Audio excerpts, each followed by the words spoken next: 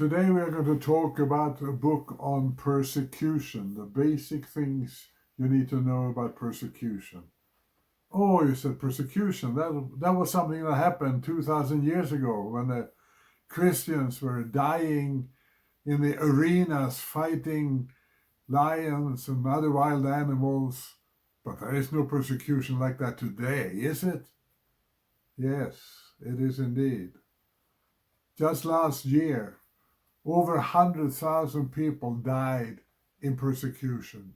In the 20th century, 35 million people were persecuted for their faith. It's happening everywhere. The man that actually wrote this book, who is not on the face on it, is called a persecuted Christian, is a very close friend of mine. They came to his house. They threw out all the Christian books. They made a big fire. And then they just hunted his wife and his children and him out of the house, as far away as they could run to hide somewhere in the forest, where they lived for quite a time before they could come back again. Persecution is real. Persecution happened both in the Old Testament and in the New Testament, and it's happened ever since.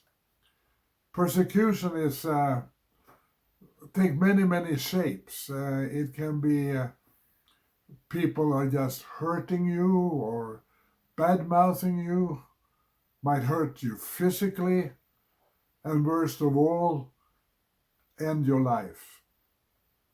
Persecution is for real, and it happens to all people. So what are we going to do if we get persecuted? Well, first of all, we have to stand up against it.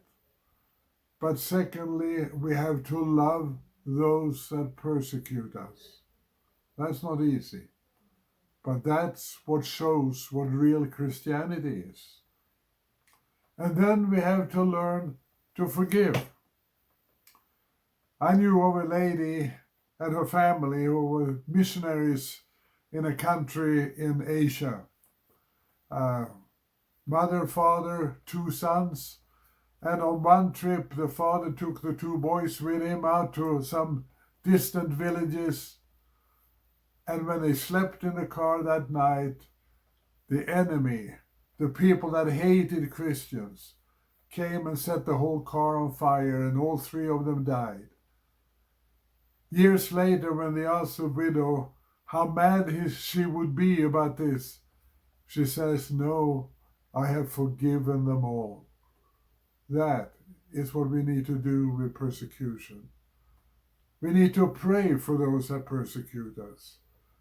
And we need to understand that this is part of growing our faith. I have been to many countries where there is a lot of persecution, and I know what it is to try to avoid the persecutors to all costs. Sometimes we succeeded and sometimes we did not.